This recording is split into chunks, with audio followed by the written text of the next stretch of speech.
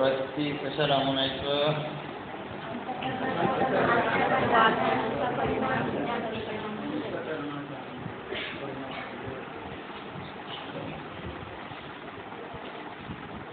ज्ञान रूप परिणाम.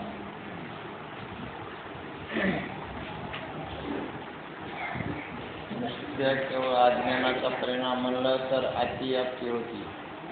ज्ञान रूप परिणाम म्हणलं तर लक्षणाबरोबर बसते.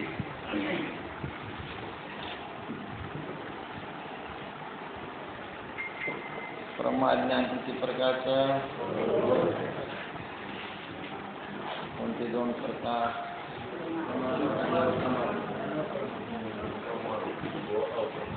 अप्रमा किती प्रकार? दोन कोणते? यथार्थ अयथार्थ. यथार्थामध्ये काय आलं? सुख स्मृतीचा. अयथार्थामध्ये रज्जू सर्प सुख. आतापासून लक्षात धरलं तर पुढे हे लक्षात राहील पाहिजे. पाठीमागचं विसरलं की मग पुढे लक्षात राहणार. म्हणून तुम्हाला विचारायला लागलो.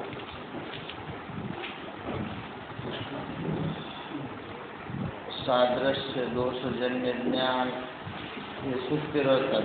रज्जू सर्प. तीत दोषजन्य शास्त्रेमध्ये कवुत्वाचं ज्ञान आणि दुरत्व दोषजन्य. आता सर्वांनाच आकाश निळं दिसायला लागले. आकाशाचा रंग निळा नाही तरी पण निळं दिसायला लागले. तरी त्या अविद्या नावाचा दोष आहे. तिथं कोणता दोष मानायचा? जिथं हे तीन दोष नाहीत आणि भ्रमित आहे तिथं कोणता? अविद्या नावाचा. ज्ञानामध्ये अविद्या मिसळली की काही दाखवते. ज्ञानामध्ये अविद्या मिसळली की काय दाखवते? काही दाखवते. मग अविद्येनं काय दाखवलं? नसलेलं आपल्याला जगत दाखवलं. कोण दाखवलं? अविद्येनं. जोपर्यंत आपल्याला अविद्येत दोष मिसळलेला आहे,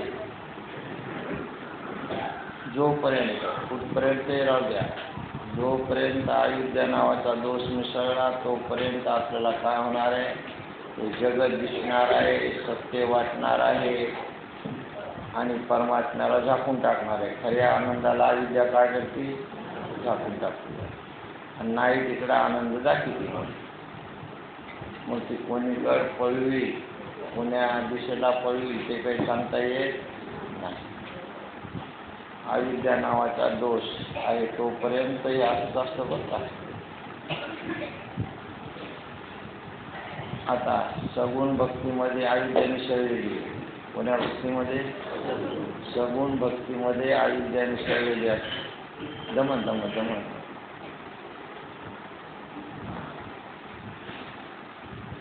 निर्गुण भक्तीमध्ये अविद्या मिसळलेली नसते.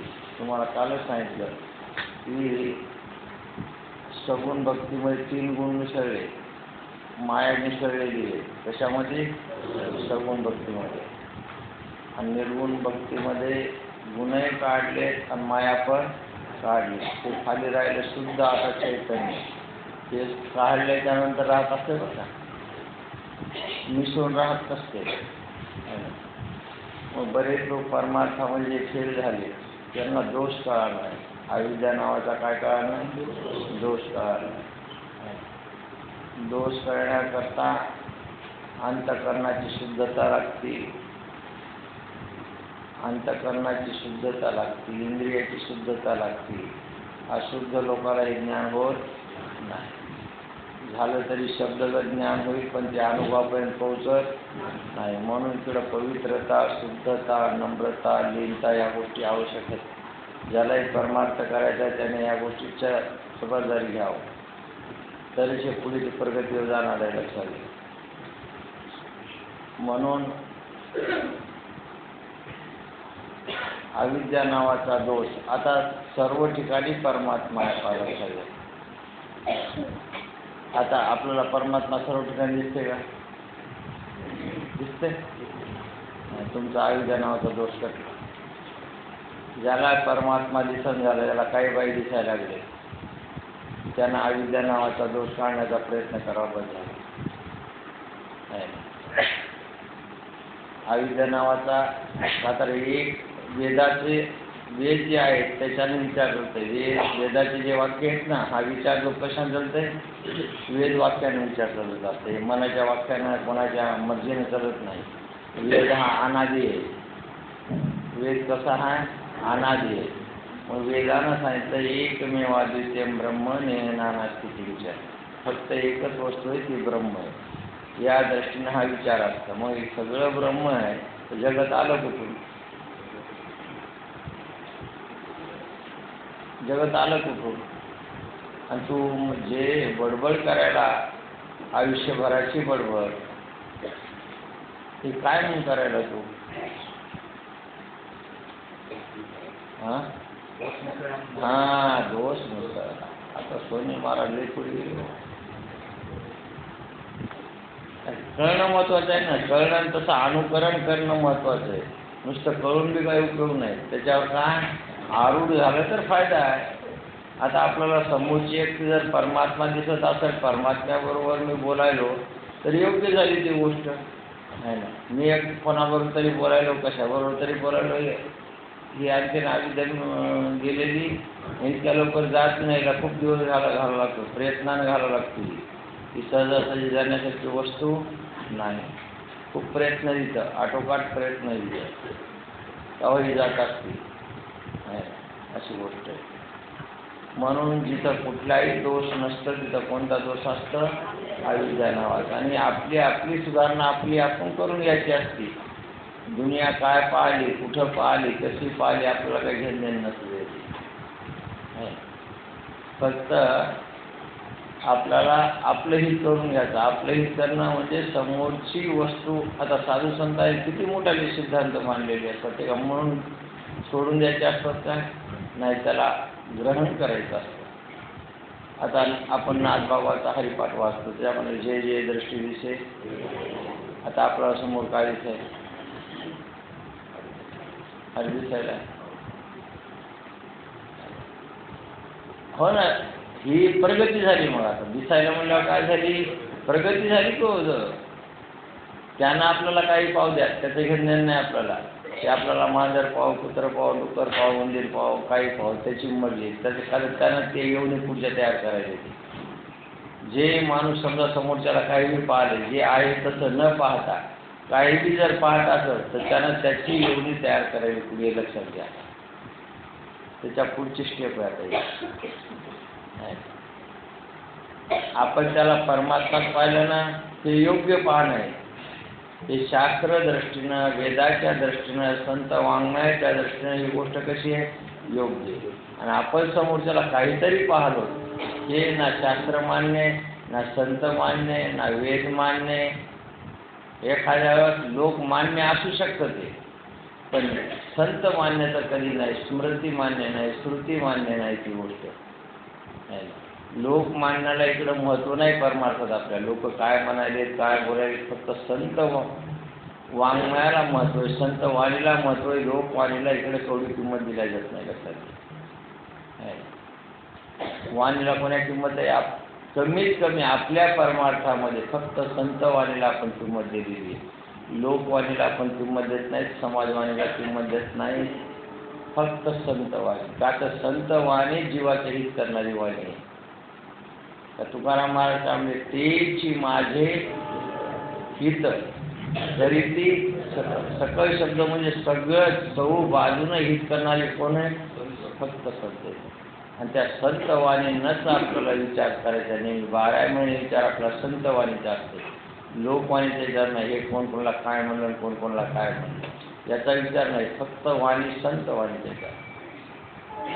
आपल्याला संतांनी आपला हुकापत घेतला का लोकांनी आपला हुकापत घेतला?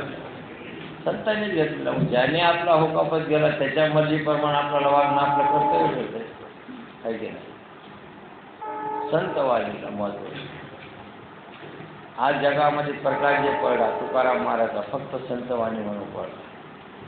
कारण तुकाराम महाराजचं म्हणणं आहे ते संताचे पायी हा माझा विश्वास, मी विश्वास कोणावरही ठेवत नाही. का तर संतांचं रेकॉर्ड आतापर्यंत असं आहे, युगायुगापासूनचं रेकॉर्ड असं आहे की संतांनी कोणालाही धोका दिला नाही. देवाने एखाद्याला धोका दिला, बदले बदला म्हणून, हां, देवाच्या नादाला काहीच नाही.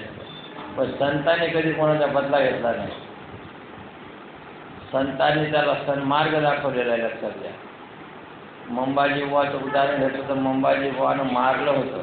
जिथं रोज कीर्तन ऐकत होता ते मंबाजी बुवा, आणि त्यानं गुरुवरच हात उचलला, तरी पण तेवढंही सहन करून त्यांनी परत म्हणजे तुमचे हात दुखत असेल जाऊ काय झाली लिंता पाणी काय त्याच्यात ती आपल्यामध्ये एक क्षणभर जरी लिंत आली तर खूप झालं. किती मोठी लिंत आहे पा. नाथांच्या अंगावर 40 वेळा यवन फुटला, त्याला बोटुळ्याचा भात खाऊ घातला, गावराळी तूप टाकून त्याच्या तोंडाला उतरून बारीक साखर काढवली बायकोला. काय झाली? हे संत वाङ्मय आहे बरं का, लक्षात घ्या.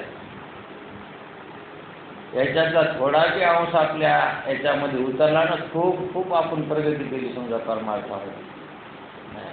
अशी गोष्ट. हे उच्च कोटीतलं वागणूकही उच्च कोटीतली, इथले विचारही उच्च कोटीतले, तर सगळं मोक्षही उच्च कोटीतला. का तर याच्यामध्ये शुद्धता जास्त आहे आपल्या परमार्थामध्ये.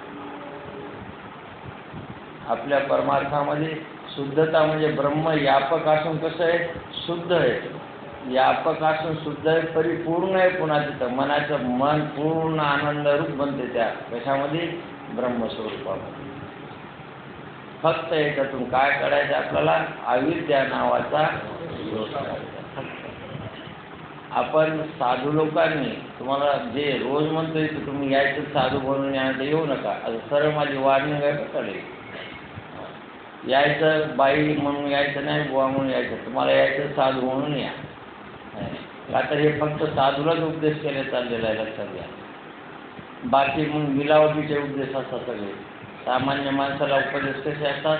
मिलावट, मिसळून सांगितलेलं असतं. शुद्धता कधी त्याच्या पदार्थ टाकलेले नाही.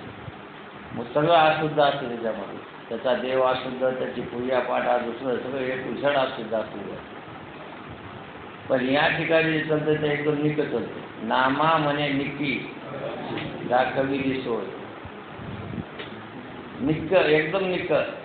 त्याच्यात बिलकुल तुम्हाला काय सांगितलं, फिल्टरचं पाणी कसं असतंय, सगळे दोष बाजूला काढतो ते पाणी, आणि तुम्हाला शुद्ध पहिलं जसं पाणी आहे ती क्वालिटी देते फिल्टर.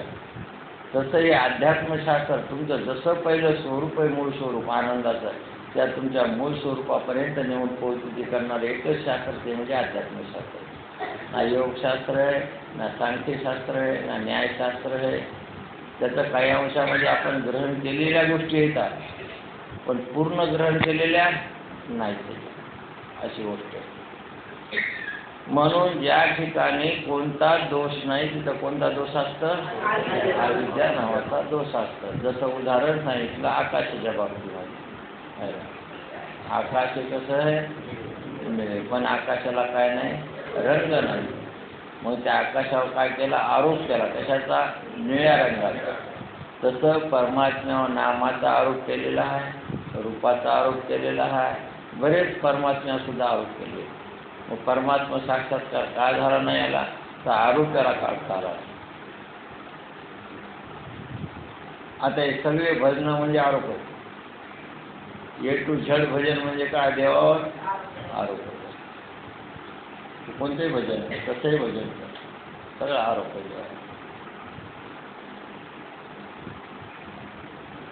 सगळं आरोप आहे. कोणतंही नाव घे, विष्णू सहस्रनामापैकी रात्रंदिवस जरी किंवा नाम घेतले ते देवावर काम आरोप.